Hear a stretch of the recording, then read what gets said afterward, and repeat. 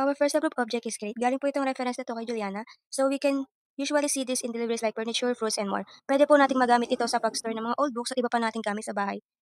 So para magawa yung crate o yung box, nag-add kami ng dalawang cube. Yung isang cube, yun yung parang ginawa namin pinaka-base niya. Then yung isa pang cube, mas ninipisan namin, ginawa namin siyang parang magiging umbok ng part ng bawat sides ng isa pang cube na ginawa namin base. Yung umbok na part para naman ito sa details ng crate. Then we also added texture para maging realistic yung itsura ng crate na para mas maging katulad siya nung nasa reference na object. The second object that we made is a cyan colored button. Yung nakikita nyo sa gilid, this is the reference that I sent na na-approve. Ito yung button. To create this button, gumamit lang kami ng shape na cylinder.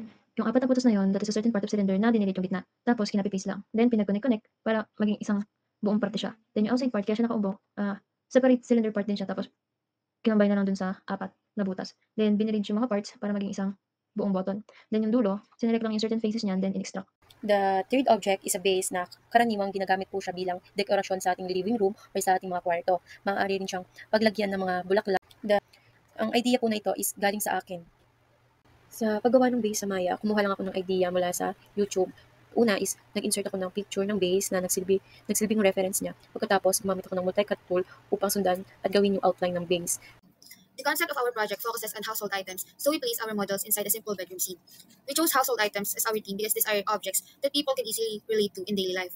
By creating an isometric bedroom, we were able to show that even simple objects like a vase, crates, and small clutter items can have purpose and meaning when placed in a home environment. These are the main 3D models that we created: the vase, the crates, and the shirt buttons. The vase is displayed on top of the drawer as decoration, while the crates are placed near the bed to represent storage. We also added some shirt buttons as small clutter on the drawer, serving as extra details to make the environment look more lived in. And to better present these objects, we designed a supporting environment that includes a bed, walls, and paintings. These additional elements make the scene look more realistic and show how the household items naturally fit into a bedroom setting.